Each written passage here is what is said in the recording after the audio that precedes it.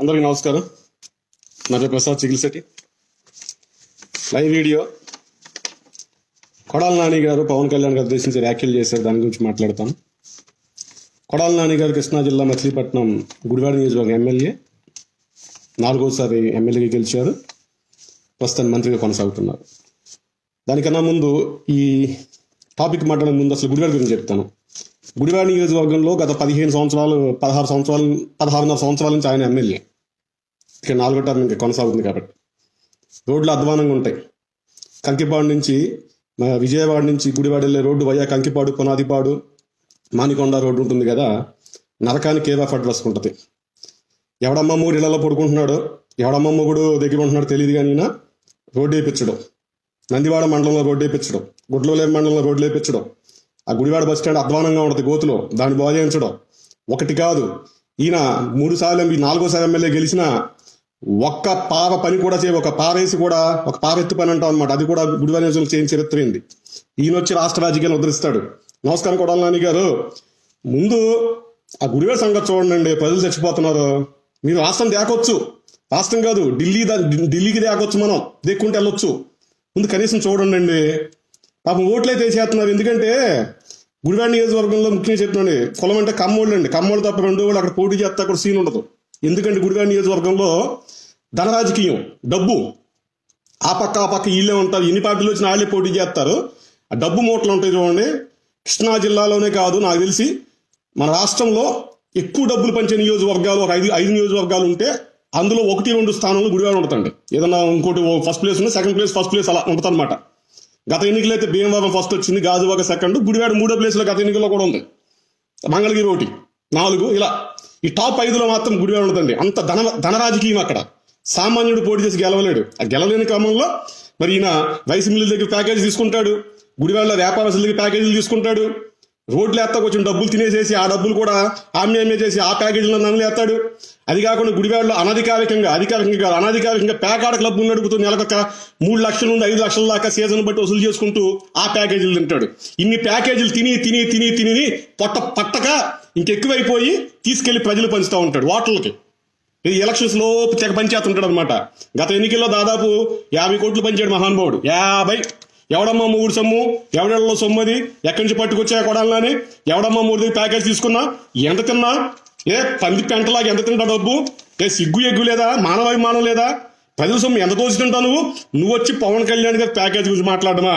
సిగ్గు కొడాలని, సిగ్గు చచ్చిపోదు నువ్వు మాట్లాడుతుంటే. ఇంకా పాయింట్లు రాసుకున్నానండి. మహానుభావుడు మాట్లాడినవి. ఫస్ట్ ప్యాకేజీకి వస్తా. ఒక అమ్మకి అబ్బాకి పుట్టుంటే నువ్వు అంటావు కదా నీ అమ్మ మొగుడు అని చెప్పేసి, దానికి పేటెంట్ మీకు ఉంది కదా. ఒక అమ్మకి అబ్బాకి పుట్టుంటే, నీ సిగ్గు శవం ఉంటే, నువ్వు మనిషి పుట్టుంటే పవన్ కళ్యాణ్ గారికి సంబంధించిన ఆస్తులు ఇప్పుడు కాదు ఎప్పటి నుంచైనా సరే అన్యాయంగా అక్రమంగా 1 సెంటు భూమి కలుగున్నాడని చెప్పేసి ఒక లింక్ డాక్యుమెంట్ చూపించి ఎక్కడన్నా నీకు దండం పెడతా. నీకు దండం పెట్టి, జనసేన పార్టీ దండం పెట్టి, ఇటువంటి పార్టీలు ఉన్నది మేము వెళ్ళిపోతాం బయటికి.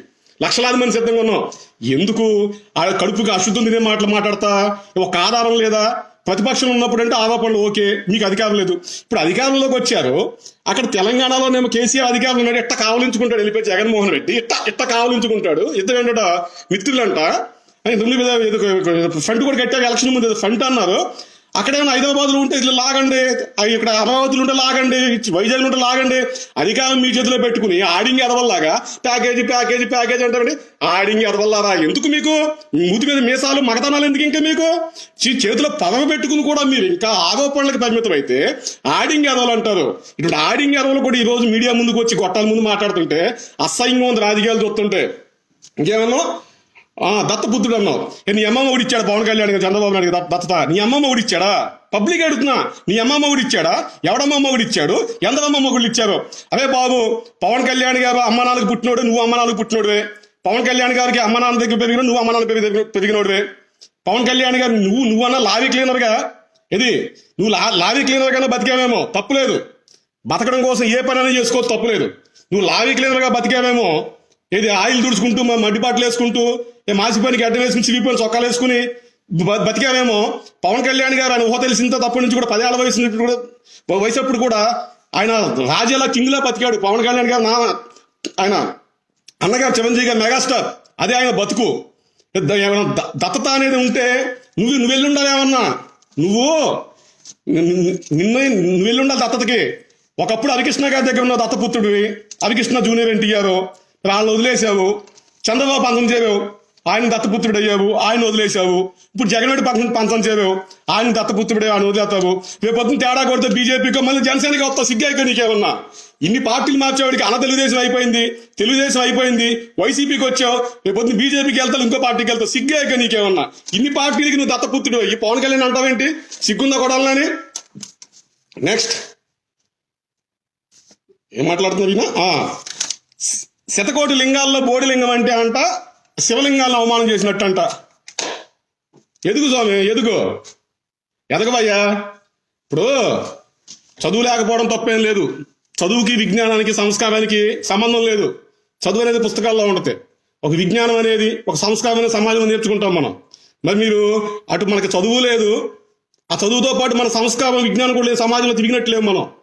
ఏమో లేదు, ఎంతసేపు లాబీలతో కూడా క్లీన్ చేసుకుంటూ కూర్చుంటే నీకేం తెలుస్తుందో? తప్పే, నీ వృత్తిని తప్పటం లేదు. కానీ లాబీ క్లీనర్లో కూడా చాలా విజ్ఞానవంతులు ఉంటారు, సంస్కారవంతులు ఉంటారు. మా కుటుంబాల్లో కూడా లాబీ డ్రైవర్లు ఉన్నారు, లాబీ క్లీనర్ ఉన్నారు, టాక్సీ డ్రైవర్లు ఉన్నారు. మన ట్రాక్టర్ డ్రైవర్లు కూడా సొంత పెదవేళ ట్రాక్టర్ డ్రైవర్ ఆయన. నేను తప్పుపట్టిన వృత్తిని. కానీ ఆ వృత్తి దగ్గర ఆగిపోతావు. సమాజంలో నువ్వు తిరిగినట్టు లేవు, సంస్కార విజ్ఞానం లేదు నీకు. శతకోటి లింగాల్లో బోడి లింగం అనేది ఒక ఉదాహరణగా చెప్తారు. ఒక వ్యక్తి గురించి చెప్పాలంటే ఎంతో మంది ఉన్నారు, అందరిలో వీడు ఒకడని చెప్తారు. కానీ శతకోటి లింగాల్లో బోడి లింగానికి శివలింగానికి సంబంధం లేదు, హిందూ మతానికి సంబంధం లేదు. ఒకవేళ పవన్ కళ్యాణ్ గారు హిందూ మతం గురించి, హిందూ మతాన్ని అవమానం చేశావని ఒకవేళ అనుకుంటే అది తప్పు, అబద్ధమో, అది నీ భ్రమ, నీ అజ్ఞానమో, నీ లేఖితనమో, నీ మురికితనమో, నీ ఎదవతనమో అన్ని వస్తాయి దాని కింద. సంబంధం లేని హిందూ మతాన్ని అంటగట్టావు. ఒకవేళ హిందూ మతాన్ని గురించి మాట్లాడాలంటే హిందూ మత ద్రోహులు ఎవరున్నావంటే రాష్ట్రంలో మీ పార్టీ వాళ్ళు, నువ్వు, మీ పార్టీ అంతా మొత్తం అంతా వాళ్ళే. ఇది తిరుమలలో డిక్లరేషన్ ఇవ్వాలి. హిందూ మతానికి చెందిన వ్యక్తులు, ఇతర మతాలకు చెందిన వారు దేవుడి మీద నమ్మకం నుంచి సంతకం పెట్టాలి. ఆ వివాదం వచ్చినప్పుడు నువ్వేమన్నావు? ఆ రూల్ ఎవడు పెట్టాడు, ఎందుకు పెట్టారో, ఎవరు సంతకం పెట్టాలి, ఎవరు చెప్పాలన్నావు. అంటే హిందూ మతానికి సంబంధించిన ఒక ధర్మాన్ని, ఒక శాస్త్రాన్ని పాటించడానికి కూడా మీ నాయకుడు పాటించకపోతే నువ్వు వచ్చి వాళ్ళని వీళ్ళని తిట్టి ఎవడు పెట్టాడు, ఎందుకు సంతకం పెట్టాలంటావు. అటువంటి హిందూ ద్రోహి నువ్వు ఈరోజు హిందూ మతం గురించి మాట్లాడుతున్నావంటే సిగ్గు కొడాలని. సిగ్గు అసలు సిగ్గుతో చచ్చిపోవాలి. నువ్వు చచ్చిపోవాలి ముందు. నువ్వు హిందూ మతం నుంచి మాట్లాడతావా? ఇది అంత్యవేదుల పదాలు కాలిపోతే ఏమన్నావు? కాలిపోయింది, డబ్బులు ఇస్తాము, కొత్త చేపిస్తామన్నావు. అసలు నీకేమన్నా వదిలే, ఇక ఎమోషనల్ అటాచ్మెంట్, ఎమోషనల్ బాండింగ్ తెలుసా నీకేమన్నా? తెలియదులే. మనకేమన్నా లారీలో ఒక పార్టీ పోతే ఇంకో పార్టీ వేసుకుంటాం కదా. ఎమోషనల్ అటాచ్మెంట్ ఉండదు అక్కడ. టైర్ పోతే టైర్ వేస్తాము, బ్రేక్ సిస్టమ్ పోతే తీసుకొని ఇంకో బిగిచ్చేస్తాము, ఏదైనా ఇరిగిపోతే ఎల్లి పెట్టిస్తాం. అది కాదు. ఒక ఎమోషనల్ అటాచ్మెంట్ ఉంటుంది కనెక్టివిటీ ప్రజలకి. ఒక దేవుడికి, దేవాలయానికి సంబంధించిన ఆ వస్తువులకి ఏమైతే ఉందో ప్రజలకి అనుబంధం ఉంటుంది. ఒకటి పోతే ఒకటి తీసుకొస్తాకి మీ అమ్మ మొగుడు సొమ్ము తీసుకొచ్చేస్తున్నారా? మా ప్రజల సొమ్ము, మా హిందువుల సొమ్మది, మా హిందూ దేవాలయాల సొమ్మది, దేవాలయ శాఖ సొమ్మది. నువ్వెవడు ఇవ్వడానికి? దేశంగా రాష్ట్రంలో దేశవ్యాప్త హిందువులు లేరా? ఎంతో మంది హిందువులు ఉన్నారు. మీరిచ్చేది అంతా ఎందుకు పనికి వచ్చింది? దానికి 10 రెట్లు పెద్ద చేపిస్తాము. ఇక్కడ సమస్య రథంకి డబ్బులు ఇస్తున్నారా, కాలిపోయిందే కాదు అక్కడ. అది ఎమోషనల్ అటాచ్మెంట్, భావోద్వేగం. భక్తులకి ఉన్న భావోద్వేగం రథానికి సంబంధించింది. అటువంటి భావోద్వేగం తెలియని నువ్వు కూడా హిందూ మతానికి సంబంధించి మాట్లాడుతావు అంటే సిగ్గు కొడాలని. ఇంకేమన్నానండి నేను? చంద్రబాబుని రక్షించడానికంట పవన్ కళ్యాణ్ వచ్చాయంట. నీ రాజకీయ పరిజ్ఞానానికి నీకు దండకోసమని. చంద్రబాబు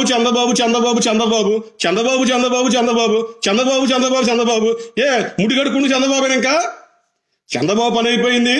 ఆయన 23 సీట్లు వచ్చినాయి. ఆయన ఇంట్లో కూర్చున్నాడే ముసలోడు అయిపోయాడు. ఆయన రాజకీయం చేయలేడు. ఇంకా ఆయన కొడుకు సత్తా ఏంటో రాష్ట్ర ప్రజలు తెలుసు. ఆ పార్టీ ఏమవుతుందో కూడా తెలుసు. ఒకవేళ భవిష్యత్తులో జూనియర్ ఎన్టీఆర్ అయితే పార్టీ బతికే అవకాశాలు ఉన్నాయంటున్నారు రాజకీయ విశ్లేషకులు. నా అభిప్రాయం కూడా అదే. ఒకవేళ జూనియర్ ఎన్టీఆర్ రాగానే మొట్టమొదటి వ్యక్తి నువ్వే జంపు కొట్టేది. జూనియర్ ఎన్టీఆర్ టీడీపీ పార్టీ పగ్గాలు చేపట్టగానే మొట్టమొదటి వ్యక్తి నువ్వే అవుతావు కొడాలని. జంపు మళ్ళీ వెళ్ళిపోతావు. జూనియర్ ఎన్టీఆర్కి దత్తత వెళ్ళిపోతావు. మళ్ళీ నువ్వు మాట్లాడుతున్నావు.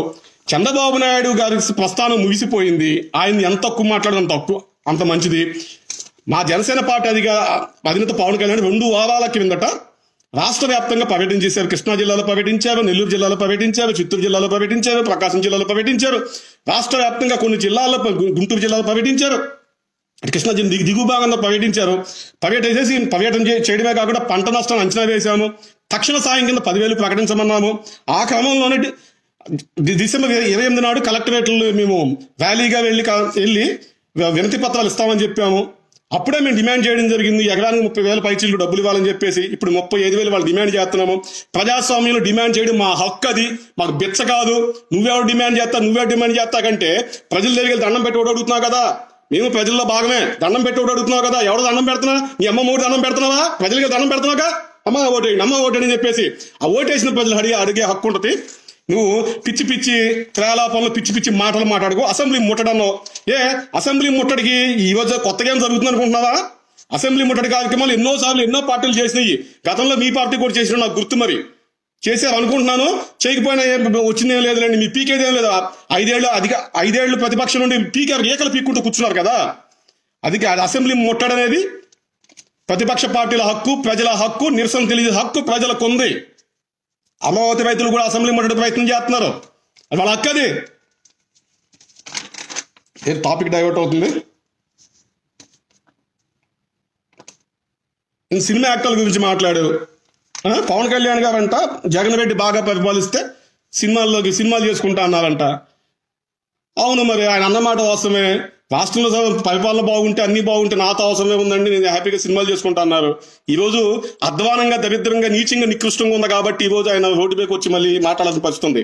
నిజంగానే అంత బాగుంటే ఆయన సినిమాలు చేసుకుంటే హ్యాపీగా వెళ్ళిపోయి. ఎందుకంటే ఇప్పుడు ఒక వ్యక్తి బాగా పరిపాలిస్తున్నప్పుడు రెండో వ్యక్తి అవసరం లేదు సమాజానికి. రెండో వ్యక్తి ఎందుకు? ఆయన బాగున్నప్పుడు ఆయనకన్నా ఆయన బాగా చేస్తున్నారు, చేయని ఎంతకాలం చేస్తారని చూస్తాం మనం. ఈ రోజు రాష్ట్రంలో రోడ్లు లేవు, ఇసుక లేదు. ఈరోజు ఇసుక, రోడ్ల సమస్య, అలాగే మద్యం అధిక ధరలకి అత్యంత చీప్ క్వాలిటీ కల్తీ మద్యాన్ని ఈ రోజు నాడు మీరు అధికారికంగా ప్రభుత్వం లేబుల్ వేసి మరి అమ్మేస్తున్నారు. ఎక్కడ తయారవుతున్నాయి? మొత్తం అంతా ఒక రెడ్డి మాఫియా నడిపిస్తుంది. మద్యం మొత్తాన్ని కూడా ఒక రెడ్డి మాఫియా నడిపిస్తుంది ఈ రోజు నాడు. కడప జిల్లా నుండి మొత్తం ఏ బ్రాండ్ అయినా సరే లేబుల్ మారుతా ఉండదు, లోపల ఉండేది ఒకటే. ఎక్కడ కంపెనీ అయినా, ఎక్కడ ఇప్పుడు బోటా నుంచి కంపెనీ వస్తుంది, చెన్నై నుంచి కంపెనీ, ఏ కంపెనీ తీసుకొచ్చినా మీరు మొత్తం అంతా అక్కడ ముడుపులు కట్టేసి కమిషన్లు కట్టిన తర్వాత దాన్ని మన గవర్నమెంట్ కొనుక్కుంటది. ఈరోజు అత్యంత దరిద్రంగా ఈరోజు రాష్ట్రంలో పాలన ఉంది. కరోనా విపత్తు ఒకటి. కరోనా విపత్తులో ప్రజలు నష్టపోయారు, ప్రజలు పట్టించుకునే నాదులు లేదు. అదేమంటే స్కీములు ఉన్నాయి, డబ్బులు వేస్తున్నాం అంటున్నారు. మీరు వేసే డబ్బులు ఎంతకాలం వస్తాయి? 4 రోజులు బతుకుతారు అంటే 2 నెలలు బతుకుతారు. సంవత్సరం ఏడాది పొడుగునాయి. ఎవడమ్మ మూడు వచ్చి పోషిస్తాడు? ఎవడు పోషించడు కదా. పొట్ట చేత పట్టుకుని జనాలు వెళ్లాల్సిందే, వాళ్ళ బతకాల్సిందే. వకీల్ సాబు కాదు, నువ్వు షకీలా షాబు. ఏమో కానీ నువ్వు గుడివాళ్ళు నువ్వు ఐటం గాడివి. ఎలక్షన్ రాగానే చాలు ఎమోషనల్ బ్లాక్మెయిల్ చేస్తావు. మొన్న ఎన్నికల్లో ఏం చేసా? ఇది దేవినేని అవినాష్ పోటీ చేశాడు నీ మీద టీడీపీ నుండి. ఆయన 70 అనుకుంటా, 50 అనుకుంటా. ఆయన నీకన్నా నీకు ఖర్చు పెట్టాడండి. అధికార పార్టీగా డబ్బులు ఉన్నాయి. ఏమన్నా లాస్ట్లో వంగవీటి మోహన రంగా గారిని చంపిన దేవినేని నెహ్రూ కొడుకు అవినాష్కి ఓట్లు ఎట్టేస్తారు రంగా గారి అభిమానులు అన్నావు. ఎలక్షన్ తర్వాత ఆయన తీసుకొచ్చి పార్టీలో చేర్చి విజయవాడ ఈస్ట్ వైసీపీ ఇన్ఛార్జ్ పదవి ఇప్పించావు. సిగ్గుందా కూడా నీకేమన్నా? ఎలక్షన్లోనేమో రంగా గారిని చంపిన కొడుక్కి ఓటెట్టేస్తారో వేయొద్దు, రంగా గారిని అవమానించినట్టు అన్నావు. గెలిచిన తర్వాత చక్కగా చెయ్యేసుకుంటూ చిలక పలుకులు పలుకుంటూ నవ్వుకుంటూ తిరుగుతున్నావు. అది నీ బతుకు. నువ్వు ఒక రాజకీయ వ్యాంపువి, రాజకీయ వ్యభిచారివి. ఇంకా సినీ నటుల గురించి అన్నావు. అసలు నీ ప్రస్థానం మొదలైందే సినిమాల్లో. రాష్ట్రంలో ఇది సాంబా సినిమా దీన్ని మొదలెట్టావు కదా. అప్పటివరకు నువ్వు తెలియదు. నువ్వు ఒక బోర్డులింగం ఉన్నావు రాష్ట్రంలో, ఎవరో తెలియదు. సాంబా సినిమాతో దీంతో మొదలెట్టావు. దానికన్నా ముందు వెనకాల దానికన్నా ముందే అనుకుంటావు. 1999లో ఏం చేసావు? 99లో అన్న తెలుగుదేశం పార్టీలో జాయిన్ అయ్యావు. హరికృష్ణ గారిని గెలిపించుకోలేకపోయావు. 4 సార్లు గెలిచాను డబ్బా కొడుతున్నావు కదా. 1999లో గుడివాడ సొంత నియోజకవర్గంలో అన్న తెలుగుదేశం పార్టీ నుండి మీ పార్టీ అధ్యక్షుడు, అప్పటి మీ పార్టీ అధ్యక్షుడు నందమూరి హరికృష్ణ గారు పోటీ చేస్తే ఎందుకు గెలిపించుకోలేకపోయా? నీ శక్తి ఏమైపోయింది? 4 సార్లు గెలిచిన శక్తి అప్పుడు లేదా నీకేమన్నా? నీకు పార్టీ జెండా లేకుండా నీకు డిపాజిట్ కూడా దక్కదు, నీ బతుకది. అందుకే ఆ పార్టీ ఈ పార్టీ ఏ పార్టీలు ఎక్కువ క్యాడర్ ఉంటే ఆ పార్టీకి జంపు కొడతావు. అన తెలుగుదేశం నీ పప్పులు ఉడకలేదని చెప్పి అన తెలుగుదేశం పార్టీ క్యాడర్లు అని చెప్పేసి ప్లేట్ మార్చి తెలుగుదేశానికి వచ్చావు. మళ్ళీ ప్లేట్ మార్చేసి ఏదో కొంచెం వీక్ అవుతుంది, చంద్రబాబు వీక్ అవుతున్నాడు, జగన్మోహన్ రెడ్డికి రాష్ట్రంలో ఇది వైఎస్ గారు చనిపోవడం వల్ల సానుభూతి గట్టిగా ఉంది, సీఎం అయిపోతాడని చెప్పేసి మళ్ళీ ఈ పక్కకు వచ్చి మళ్ళీ ఈ పార్టీలో చేరావు. పూటకు రాజకీయ పార్టీలో ఉండి నువ్వు మాట్లాడుతున్నావు సినిమాల గురించి. అసలు నీ రాజకీయ ప్రస్థానం మొదలైందే సినీ నటుడు హరికృష్ణ గారు పెట్టిన పార్టీలో, నువ్వు ఎమ్మెల్యే గెలిచిందే సినీ నటుడు ఎన్టీఆర్ గారు పెట్టిన పార్టీలో. నువ్వు మాట్లాడుతున్నావు ఈ రోజు నాడు సినిమాల గురించి. ఊరుకోవయ్యా. ఇంకేమన్నావు? జగన్మోహన్ రెడ్డి గారు శివలింగం రాష్ట్ర ప్రజలు నిర్ణయించారు, ఇది గెలిపించి పవన్ కళ్యాణ్ బొక్కలో లింగం అన్నావు, బోర్డు లింగం, ఏదో లింగంలే, నువ్వు అనుకుంటే తప్పేం లేదు.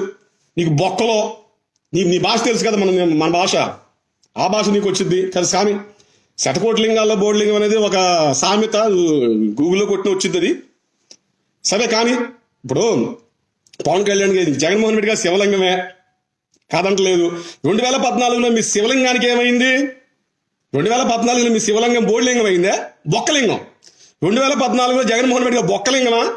ఓడిపోయారు కదా. ఓడిపోవడం అంటే మెజారిటీ సీట్లు రాలేదు కదా. పార్టీ ఓడిపోయిందంటే ఏదో 5-10 సీట్లు 20-30 సీట్లు కాదు, మెజారిటీ సీట్లు కాకపోతే పార్టీ ఓడిపోయిందంటాం. 2014లో వైసీపీ పార్టీ ఓడిపోయింది కదా. పవన్ కళ్యాణ్ గారు అది జగన్మోహన్ రెడ్డి బొక్కలింగమా? ఇది గాజువాక ఎంపీ, అది గాజువాక ఎంపీ నియోజకవర్గం విశాఖపట్నం ఉంది కదా. విశాఖపట్నంలో 2014లో జగన్మోహన్ రెడ్డి గారు తల్లి గారు విజయలక్ష్మి గారు ఓడిపోయారు. దాన్ని ఎలా చూస్తాం మనం?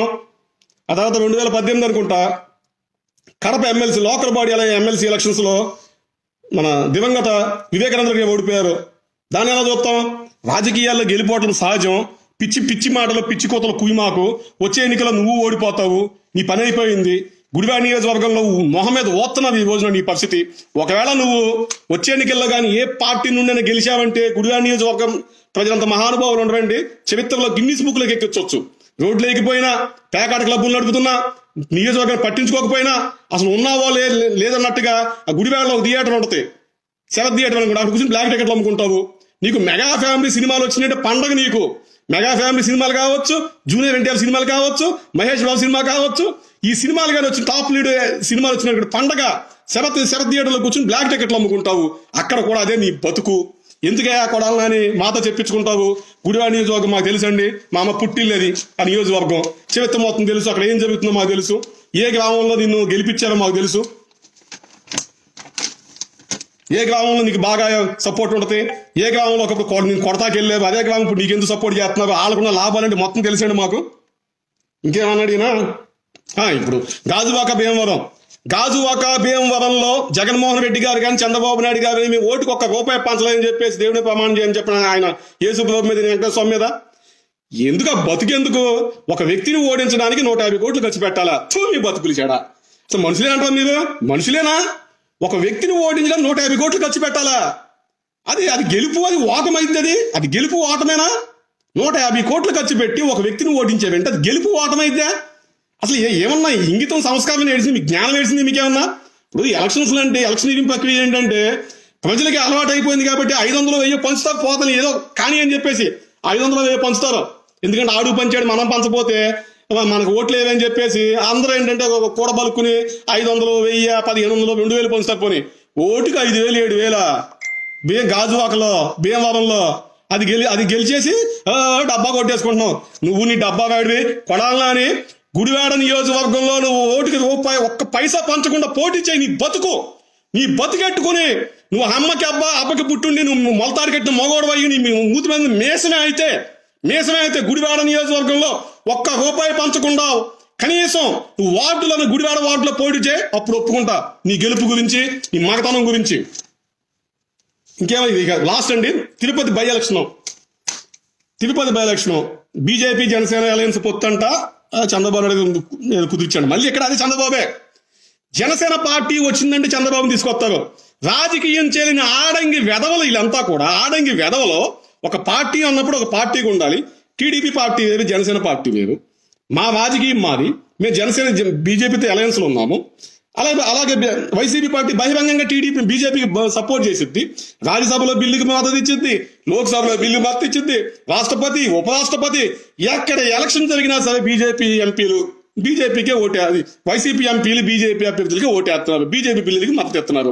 మీ బహిరంగంగా మద్దతు ఇచ్చుకుంటున్నారు. ఇక్కడికి వచ్చేమో బీజేపీని తిడతా ఉంటారు, ఢిల్లీలో మద్దతు ఇచ్చుకుంటారు. ఆ రాజకీయం మాకు తెలియదండి. మా జనసేన పార్టీ పబ్లిక్గా పొత్తు పెట్టుకున్నామండి, మేము కలిసి ముందుకు వెళ్తున్నామండి. మాకు తెలిసిన రాజకీయం అది.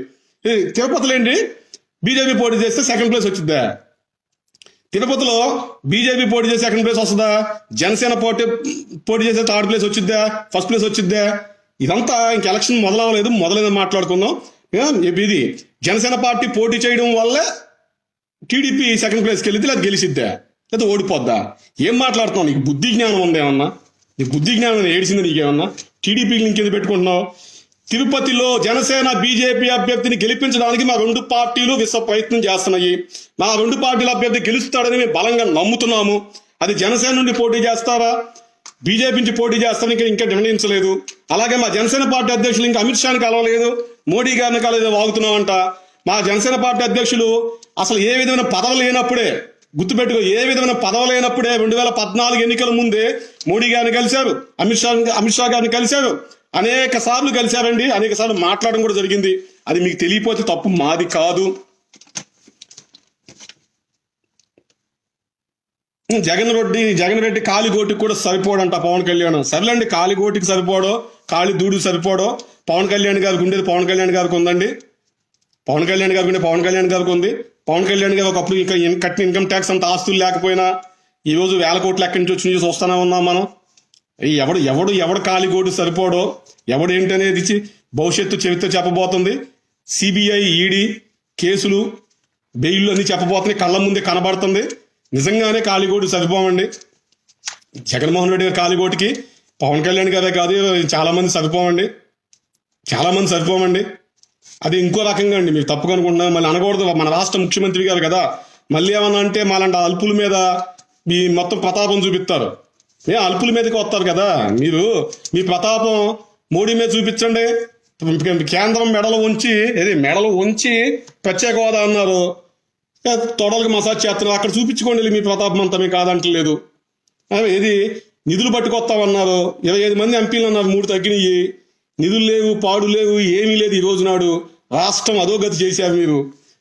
జగన్మోహన్ రెడ్డి గారు కాలిగోటికి నిజంగానే సరిపోడండి. పవన్ కళ్యాణ్ గారు దయచేసి పోల్చొద్దండి ఇద్దరిని. ఒకటి గుర్తుపెట్టుకోండి, ఇద్దరు వ్యక్తులు పోల్చొద్దు. 2 భిన్న ధృవాలను మనం పోల్చలేము. ఇప్పుడు ఒక మట్టికి ఏమంటానంటే ఒక చిన్న రాతి బండ నేను ఒక ఎవరెస్ట్ శిఖరాన్ని మనం పోల్చకూడదు. పోలిక అసహ్యంగా ఉంటుంది అన్నమాట. ఉంటాయి. దయచేసి ఇద్దరిని పోల్చొద్దండి ఎప్పుడు కూడా. మీరు ఎవరికి ఉండేది వాళ్ళకు ఉంటుంది. రాష్ట్ర ప్రజలు తెలుసండి. టాపిక్ అయిపోయిందండి. ఇంకేదో మాట్లాడారండి, మీకు పెద్దలు అయిపోతుంది, ముగిద్దాం అనుకున్నాను. ఇక చివరిగా అండి, ముగించే ముందు కొడాలి నాని గారు మళ్ళీ నమస్కారం అండి.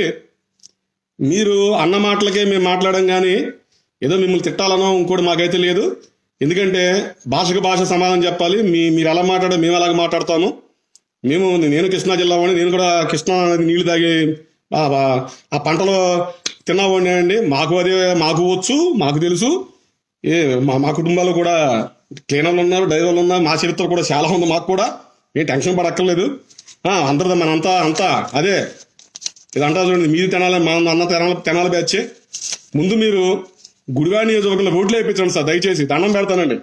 దండం పెడతాం మీకు. రోడ్లు వేయించరా బాబు. చచ్చిపోతున్నారా బాబు జనమా. ముసలోళ్ళు నడుములు విరిగిపోతున్నాయ్యా. ఏందా కర్మేంది ప్రజలకి? నిన్ను గెలిపించిన పాపానికి వాళ్ళు ఎందుకు ఓటేసావో తెలియదు, నువ్వెందుకు గెలిచావో తెలియదు, అసలు ఎందుకు గెలిచావో నువ్వేం చేయాలి నీకు తెలియదు. చచ్చిపోతున్నారా జనమా, చచ్చిపోతున్నా బాబా జనమా. ఆ రోడ్లు ఏంది బాబా. ఇంతకుముందు నేను 2014 అనుకుంటాను, ఆరోగ్యం బాగున్నప్పుడు ఇంటికి వెళ్తే కంకిపాడు నుంచి అదే రోడ్డు బాబు. అది రోడ్డు. అది ఎత్తి కొదేసింది ఇక్కడ నా కాళ్ళేమో వాసిపోయినాయి. ఎక్కడ నీకు కాళ్ళు కింద పెట్టుకుంటాక లేదు, సీట్లో కూర్చుంటాక లేదు. ఎత్తెత్తి కొడుతుంది. ఏది కొడతామే ఏమన్నా 1-2 దాదాపు 30 కిలోమీటర్లు ఎత్తి కొట్టి చచ్చిపోయాను. ఒక్కసారి ఇంటికి వెళ్ళి నేను ఉయ్యూరులో హాస్పిటల్ ఉన్న ఒక్కసారి ఇంటికి వెళ్తే చచ్చిపోయాను బస్సులో. రోడ్లు వేపించు బాబు. రాష్ట్రం మొత్తం తర్వాత దేగుదాం మనం. ప్రశాంతంగా దేగుదాం రాష్ట్రం అంతా. ముందు గుడివాడ రోడ్లు వేపించు.